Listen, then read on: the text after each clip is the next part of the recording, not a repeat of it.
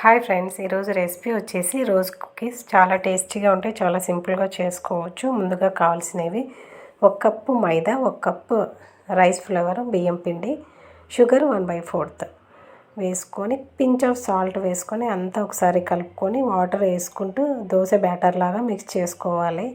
అంతా మిక్స్ చేసుకొని ఒక 10 మినిట్స్ ప్లేట్ పెట్టి పక్కన పెట్టేసుకోవాలి.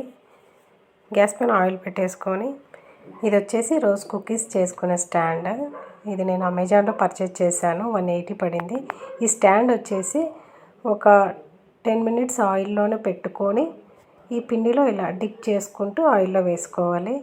నేను వచ్చేసి 2 వైపులో ఆయిల్ పెట్టుకున్నాను, ఒకటి స్టాండ్ పెట్టుకోవడానికి, ఒకటి ఈ కుకీస్ని ఫ్రై చేసుకోవడానికి. ఇలా అయితే మనకు ఈజీగా బియ్యం పిండి మైదా ఈక్వల్ క్వాంటిటీలో తీసుకొని చేసుకుంటే చాలా క్రిస్పీగా ఈజీగా వచ్చేస్తాయి. ఓకే ఫ్రెండ్స్, రోజ్ కుకీస్ ఇలా సింపుల్గా చేసుకోవచ్చు, చాలా టేస్టీగా ఉంటాయి. మీరు కూడా ఒకసారి ట్రై చేయండి.